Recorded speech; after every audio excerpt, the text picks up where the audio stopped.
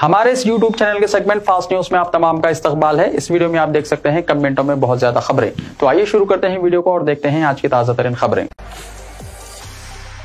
कुत्ते ने तेंदुए को दरख्त पर चढ़ने पर मजबूर कर दिया। तेलंगाना के आसिफाबाद जिले में वाकया। जंगली जानवरों का नाम सुनते ही इंसान खौफजदा हो जाते हैं। ऐसे जानवरों का गांव में दाखिल होना मामूल की बात हो चुकी है। खासतौर पर जंगलात से घिरे इलाकों में शेर और तेंदुए गांव के मुजाफात में घूमते हुए लोगों में शदीद खौफ और हिरास पैदा कर रहे हैं। ताहम एक गांव में दाखिल होने वाले तेंदुए को एक कुत्ते ने खौफजदा कर दिया। लोगों को दौड़ने पर मजबूर करने वाले इस तेंदुए को कुत्ते ने दरख्त पर चढ़ने पर मजबूर कर दिया। इसके बावजूद कुत्ता मुसलसल भौंकता रहा और तेंदुए को डराने की कोशिश करता रहा। ये वाक़या तेलंगाना के जिले कुमरम भीम आसिफाबाद में पेश आया। तिरियानी मंडल के चित्तापल्ली गांव के करीब जंगलाती इलाके में तेंदुआ देखा गया। गिद्ध गांव में दाखिल होने वाले तेंदुए को एक कुत्ते ने खौफजदा कर दिया, जिससे वो खौफ के मारे एक दरख्त पर चढ़ गया। मुसलसल कुत्ते के भौंकने पर मुकामी लोग ये देखने के लिए वहां पहुंचे कि क्या हो रहा है और वो तेंदुए को दरख्त पर बैठे देखकर हैरान रह गए। उन्होंने फौरन महकमा जंगलात के हुक्काम को इत्तला दी। दूसरी जानिब मुकामी अफराद ने तेंदुए की तस्वीर और वीडियोस अपने मोबाइल फोन्स में कैद कर ली और सोशल मीडिया पर इसको वायरल कर दिया। मुकामी अफराद की इत्तला पर वहां पहुंचने वाले महकमा जंगलात के हुक्काम और अमले ने चीते के पंजों के निशानात जमा किए और तेंदुए को पकड़ने की कोशिश की जा रही है। जंगली जानवर के आ जाने की वजह से मुकामी अफराद को मोहतात रहने की हिदायत दी गई।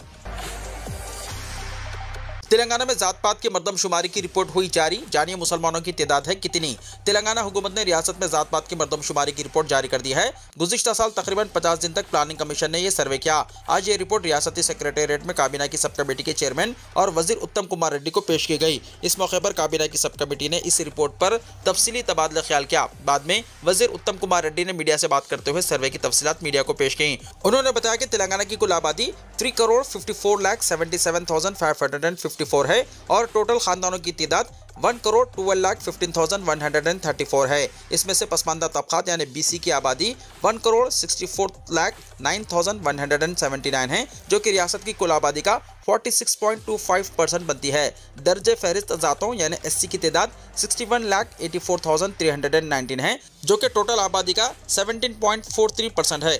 दर्जे फहरिस्त कबाइल यानी ST की तादाद 37,05,929 है, जो कि 10.45% है। मुसलमानों को दो हिस्सों में तकसीम किया गया, जिनमें एक ग्रुप BC मुस्लिम की तादाद 35,76,588 और दूसरे ग्रुप की OC मुस्लिम की तादाद 8,80,424 बताई गई है। मजमूई तौर पर मुसलमानों की आबादी तेलंगाना में 12.56% बनती है। इसी तरह आला जातों यानी OC की आबादी 15.79% बताई गई है। इस रिपोर्ट पर पीर के दिन काबीना के इजलास में मजीद बहस की जाएगी। बाद अज़ा काबीना की मंजूरी के बाद तेलंगाना असेंबली का खुसूसी इजलास तलब किया जाएगा, जहां इस रिपोर्ट को पेश करके असेंबली के अराकीन से तबादला ख्याल किया जाएगा। रियासती वजीर उत्तम कुमार रेड्डी ने वाज़ेह किया कि असेंबली में मुकम्मल बहस के बाद इस रिपोर्ट को मंजूर किया जाएगा। वरंगल में पुलिस पर शराबियों का हमला। जिले वरंगल के नेकुंडा मंडल में दो शराबियों ने पुलिस पर मुश्तबा तौर पर हमला कर दिया। तफसीलात के मुताबिक एक ऑटो ड्राइवर मुसाफिरों के साथ सूरीपल्ली जा रहा था और करीब से बाइक पर दो नौजवान जो नरसमपेट जा रहे थे। ऑटो ड्राइवर तेज रफ्तारी से ऑटो लेकर चला गया, जिस पर बरहम नौजवानों ने ऑटो को रोककर ऑटो ड्राइवर और खातून मुसाफिर पर भी हमला कर दिया। ऑटो ड्राइवर ने फौरन 100 नंबर पर कॉल करके इसकी इत्तला दी। जब मुकाम पर पुलिस पहुंची तो दोनों नौजवान जो नशे की हालत में थे मुबैना तौर पर पुलिस पर ही हमला कर दिया। पुलिस ने इन्हें पुलिस स्टेशन मुंतकिल किया और इनकी ड्रिंक एंड ड्राइव टेस्ट किया गया। पुलिस ने दोनों नौजवानों के खिलाफ मुकदमा दर्ज कर लिया। मूसा नदी प्रोजेक्ट 15,000 खानदान बेदखल होंगे। हर खानदान को 25,000 रुपये दिए जाएंगे। रियासती हुकूमत के बावखार मूसा नदी में नई जान डालने के प्रोजेक्ट के लिए महकमे बल्दी नज़्म व नस्क़ को मूसा रिवर डेवलपमेंट कॉरपोरेशन के लिए 37 करोड़ 50 लाख रुपए के फंड्स की इजराई का मजाज बनाया गया है। यह कॉरपोरेशन इस प्रोजेक्ट से बेदखल होने वालों को माली मदद फराहम करेगा। मूसा नदी के पिछते में रहने वाले 15,000 खानदानों में से हर एक खानदान को 25,000 रुपये हासिल होंगे। ओहदेदारों ने निशानदही की है कि तख्लीए का अमल जारी रहेगा। रियासती हुकूमत ने क़ब्ल अज़ीम बेदखल होने वाले अफराद के लिए डबल बेडरूम मकानात की फराहमी का ऐलान किया था। पहले ही बास तख्लिया करने वाले अफराद ने ये मकानात हासिल कर लिए हैं। प्रिंसिपल सेक्रेटरी बल्दी नज़्म व नस्क़ दाना किशोर ने ऐलान किया है कि सरकारी अहकाम क़ब्ल से जारी किए गए ताकि शहर के मुख्तलिफ इलाकों के 16,000 मकानात मूसा नदी से तख्लिया करने वाले अफराद के लिए अलॉट किए जाएँ। 3 अजला में कई महीने तक सर्वे का काम अंजाम दिया गया। रेवेन्यू के अहदेदारों ने इस सर्वे के दौरान मूसा नदी के पिछते और बफर जोन में 10,200 मकानात की निशानदही की। इलावाजी जिले कलेक्टर्स की निगरानी में घर घर सर्वे भी किया गया ताकि इस सूरत हाल से मुतासर होने वाले अफराद का पता चलाया जा सके। दाना किशोर ने कहा कि बाज़ाबातकारी के अमल के बाद गैर मजाज कब्जों को बर्खास्त कर दिया जाएगा और कानून के मुताबिक हर अहल मुतासिर को मुआवजा दिया जाएगा। मूसा नदी में नई जान डालने के प्रोजेक्ट में 37 करोड़ 50 लाख रुपए के अलॉटमेंट से अहम पेशकदमी हुई है। यह रकम मूसा नदी से बेदखल होने वाले अफराद के मफाद में होगी। बल्दिया हैदराबाद ने फुटपाथ पर लगाए गए गैर बजाज डब्बों को मुनहदम कर दिया। शहर हैदराबाद के राजेंद्र नगर में ग्रेटर हैदराबाद म्युनिसिपल कॉर्पोरेशन यानी जेएचएमसी की जानिब से इन्हदामी कार्रवाई अंजाम दी गई। इतवार की सुबह हुई इस कार्रवाई के दौरान मेलारदेपल्ली के फुटपाथ के गैर बजाज कब्जों को हटा दिया गया। ये डब्बे फुटपाथ पर लगाए गए थे। बल्दिया की टीमों ने जेसीबी की मदद से इन डब्बों को मुनहदम कर दिया। पुलिस के भारी बंदोबस्त के दरमियान ये कार्रवाई अंजाम दी गई। बल्दिया ने तकरीबन 120 डब्बों को मुनहदम कर दिया। रोजाना गाड़ियों की तादाद में इजाफे के सबब राहगीरों को होने वाली दुश्वारियों के पेश नजर इन गैर मजाज डब्बों को मुनहदम कर दिया गया। बल्दिया ने इस मुकाम पर दोबारा डब्बे लगाने पर भारी जुर्माना आयद करने का भी इंतबाह दिया। मरकजी बजट में तेलंगाना के साथ नाइंसाफी के खिलाफ एहतजाज, अम्बेडकर मुजस्समे पर धरना, सदर रियासती कांग्रेस महेश कुमार गौड़ का खिताब। कांग्रेस सदर महेश कुमार गौड़ ने मरकजी बजट में तेलंगाना के साथ हुई नाइंसाफी पर शदीद एहतजाज किया। कांग्रेस की जानिब से अम्बेडकर मुजस्समे टैंक बंड पर एक एहतजाजी प्रोग्राम मुनक्किद किया गया, जिसमें महेश कुमार गौड़ के अलावा पार्टी के दीगर कायदीन और कारकुनों ने शिरकत की। इस मौके पर खिताब करते हुए महेश कुमार गौड़ ने कहा कि विफाकी जज्बे के बरखिलाफ मोदी हुकूमत अमल कर रही है। मुल्क की तरक्की में तेलंगाना रियासत नुमाया किरदार अदा कर रही है। इसके बावजूद मरकजी हुकूमत रियासत के साथ सौतेला सलूक कर रही है। उन्होंने पार्टी कारकुनों से ख्वाहिश की है कि वो मरकजी हुकूमत के इस रवैये को अवाम के पास ले जाएं। उन्होंने कहा कि रियासत में शुरू किए गए प्रोजेक्ट्स में ताउन करने के लिए मरकज से कई मरतबा नुमाइंदगी की गई, लेकिन मरकज इस पर कोई तवज्जो नहीं दे रहा है। उन्होंने कहा कि इस मरतबा भी बजट में रियासत को फंड्स की फराहमी में नाइंसाफी हुई है। मुल्क की मजमूई घरेलू पैदावार में रियासत का हिस्सा 5% होने के बावजूद मरकज फंड्स फराहम नहीं कर रहा है। उन्होंने पार्टी कारकुनों से कहा कि वो मरकज के इस रवैये के खिलाफ एहतजाज करते हुए मरकज पर दबाव डालें।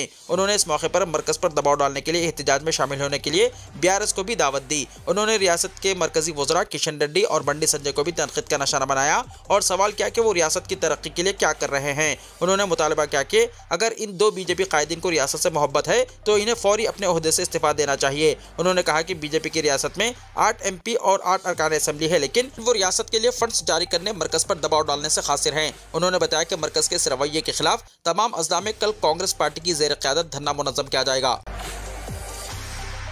संतोष नगर पार्क के मसाइल हल किए जाएं। आवास तंजीम के सेक्रेटरी अब्दुल सत्तार ने कमिश्नर को याद दिलाया कि कोरोना के बाद अवाम में सेहत के हवाले से शऊर में इजाफा हुआ है और ज़्यादातर लोग तंदुरुस्ती, फिटनेस, वर्जिश और एक्सरसाइज के लिए पार्क का रुख कर रहे हैं। ख़वातीन, मर्द हज़रात और नौजवान बड़ी तादाद में यहाँ वर्जिश के लिए आते हैं, मगर पार्क में वर्जिश के आलात मुकम्मल तौर पर नाकारा हो चुके हैं। आवास कमेटी ने मुतालबा किया कि जदीद फिटनेस आलात दोबारा पार्क में नस्ब किए जाएँ ताकि सुबह के वक्त वॉक और एक्सरसाइज करने वाले शहरियों को बेहतर सहूलियात मुयस्सर आ सकें। इस मौके पर मोहम्मद सादात, मोहम्मद महबूब अली, हाफिज इफ्तिखारुद्दीन, स्वामीनाथन और दीगर अफराद भी मौजूद थे। 15 फरवरी से पहले पंचायत राज चुनाव का शेड्यूल जारी होगा। वजीर माल श्रीनिवास रेड्डी ने कहा कि 15 फरवरी से पहले रियासत में पंचायत राज इदारों के चुनाव का शेड्यूल जारी कर दिया जाएगा। खम्मम के दौरे के मौके पर वजीर माल ने कारकुनों से कहा कि वो पंचायत राज इंतखाबात के लिए तैयार हैं। उन्होंने कहा कि चीफ मिनिस्टर रेवंत रेड्डी ने तबकाती सर्वे पर आला सतही इजलास मुनक्किद किया था, जिसमें पंचायत राज इंतखाबात के इनेकाद पर गौर किया गया। उन्होंने कहा कि स्टेट इलेक्शन कमीशन को इंतखाबात के लिए तैयार रहने का मशवरा दिया गया है और तबकाती सर्वे की रिपोर्ट की बुनियाद पर तहफ्फुजात का तयन किया जाएगा। उन्होंने कहा कि असेंबली इजलास में तहफ्फुजात में इजाफे की करारदाद को मंजूरी दी जाएगी, जिसके बाद मरकज की मंजूरी के लिए रवाना किया जाएगा। उन्होंने कहा कि मरकज का रवैया भले कुछ हो, लेकिन हुकूमत तहफ्फुजात को तय करते हुए जारी महीने के आखिर या आइंदा महीने के पहले हफ्ते में चुनाव मुनक्किद करेगी, जिसका शेड्यूल 15 फरवरी तक जारी कर दिया जाएगा। जेएचएमसी लिमिट्स में इलेक्ट्रिक गाड़ियों की फरोख्त में जबरदस्त इजाफा। ग्रेटर हैदराबाद म्युनिसिपल कॉर्पोरेशन के हुदूद में इलेक्ट्रिक गाड़ियों के इस्तेमाल में ज़बरदस्त इजाफा हो रहा है। हुकूमत की जानिब से हाल ही में काबिल तजदीद तवानाई पॉलिसी जारी करते हुए इलेक्ट्रिक गाड़ियों को लाइफ टैक्स से छूट देने का ऐलान किया गया था, जिसकी वजह से शहर में इलेक्ट्रिक बाइक्स, ऑटो और कारों की फरोख्त में इजाफा हुआ है। मरकज़ की जानिब से भी इलेक्ट्रिक गाड़ियों को तरगीब देने के लिए मुख्तलिफ रियायतों का ऐलान किया गया है। मरकजी बजट में इन गाड़ियों की बैटरियों की तैयारी में इस्तेमाल होने वाली 35 अक़साम के पुर्जों पर टैक्स में रियायत दी गई है, जिसकी वजह से इलेक्ट्रिक गाड़ियों की कीमत में मज़ीद कमी का इम्कान है। ताजिरों ने बताया कि इलेक्ट्रिक गाड़ियों की कीमतों में 15 से 20% की कमी हो सकती है। बाइक्स पर ज़्यादा से ज़्यादा 10,000 रुपये तक, जबकि कारों और दीगर गाड़ियों पर 20 से 50,000 रुपये तक की कमी हो सकती है। इलेक्ट्रिक गाड़ियाँ तैयार करने वाली कंपनियों की जानिब से खुसूसी रियायतें दी जा रही है। दिल्ली असेंबली इलेक्शन, आज मुहिम का आखिरी दिन। इतवार को आम आदमी पार्टी, बीजेपी और कांग्रेस के तूफानी जलसे। दिल्ली असेंबली इंतखाबात के लिए अब सिर्फ 3 दिन बाकी रह गए हैं। इससे पहले दिल्ली में इतवार को सरगर्मी से मुहिम चलाई गई। बीजेपी और आम आदमी पार्टी और कांग्रेस के दरमियान अल्फाज की जंग में शिद्दत पैदा कर दी। वज़ीर आज़म मोदी, आम आदमी पार्टी सरबराह अरविंद केजरीवाल और प्रियंका गांधी वाड्रा ने अपनी अपनी पार्टियों की जानिब से इंतखाबी मुहिम की क़यादत की। 5 फरवरी के असेंबली इंतखाबात के लिए मुहिम पीर की शाम खत्म हो जाएगी। वोटों की गिनती 8 फरवरी को होगी। कौमी दारुल हुकूमत में 70 रुकनी असेंबली के लिए आम आदमी पार्टी, बीजेपी और कांग्रेस के दरमियान 3 रुखी मुकाबला है।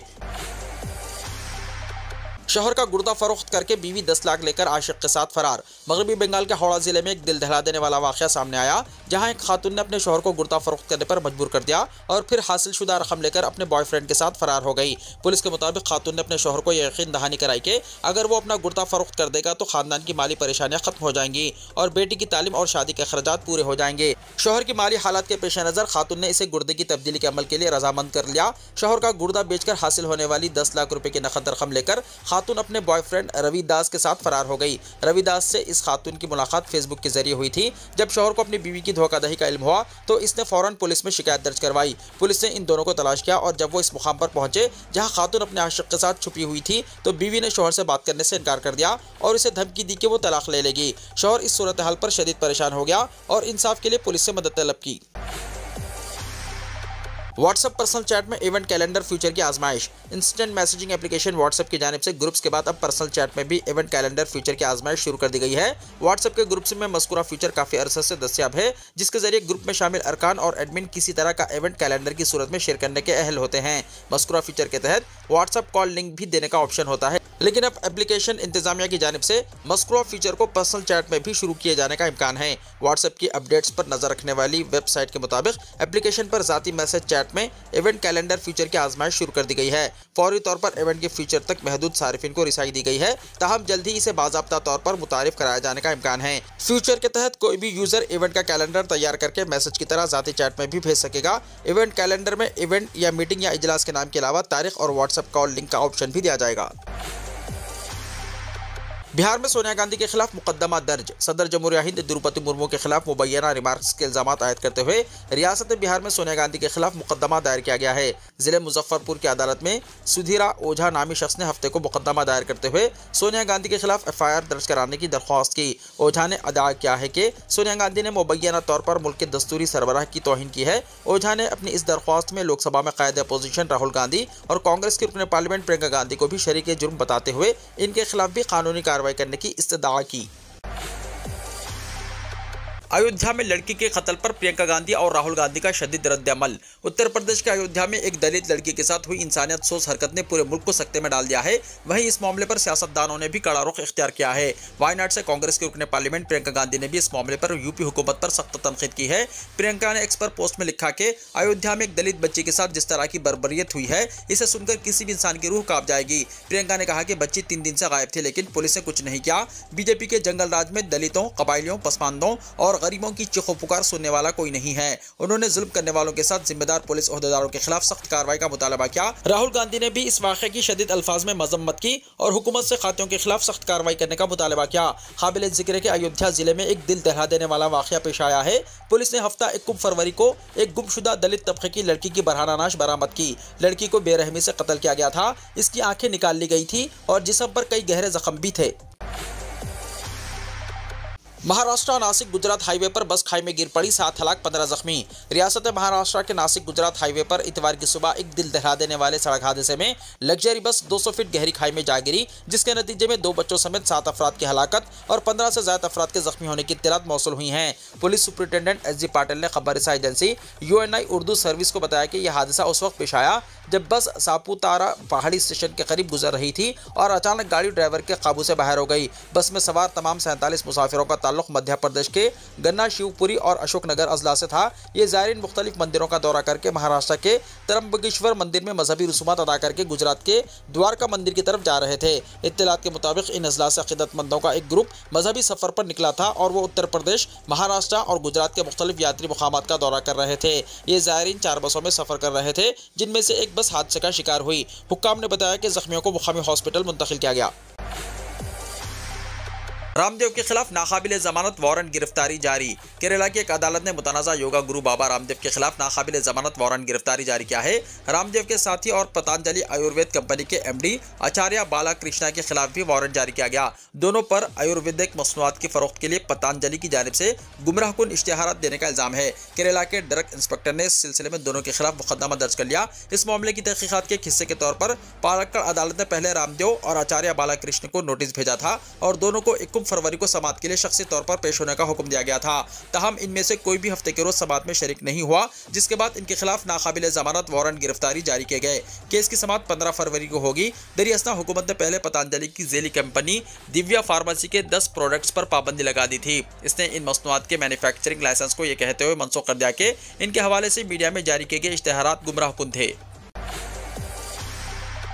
डेनमार्क में एक बार फिर कुरान पाक की बेहुरमती। स्वीडन में इराकी ईसा पनाह गज़िन सलमान मोमिका की हलाकत के चंद रोज बाद डेनमार्क की इंतहाई दाएं बाजू के हार्डवे पार्टी का लीडर बलून रास्मुस पालुंडन ने एक बार फिर गुस्ताखाना हरकत में कुरान पाक के नुस्खे को नजर आतिश कर दिया। स्वीडिश मीडिया के मुताबिक पालुंडन ने एक सोशल मीडिया अकाउंट पर एक पैगाम में कोपेनहेगन में तुर्किया के सिफारत खाने के सामने अपने इस घिनौने फेल का ऐलान किया। मीडिया रिपोर्ट्स के मुताबिक डेनमार्क के सियासतदान ने एक बार फिर कुरान पाक की बेहुरमती की। हालांकि इससे पहले डेनमार्क की पुलिस ने मोमिका की मौत के बाद इस घिनौने फेल की मुमानियत का बयान जारी किया था। वीडियो को लाइक शेयर कीजिए और हमारे इस YouTube चैनल को सब्सक्राइब करते हुए इसके बेल आइकॉन को भी प्रेस कर लीजिए ताकि ऐसी ही ताज़ा तरीन खबरों का नोटिफिकेशन सबसे पहले आपको मिलता रहे।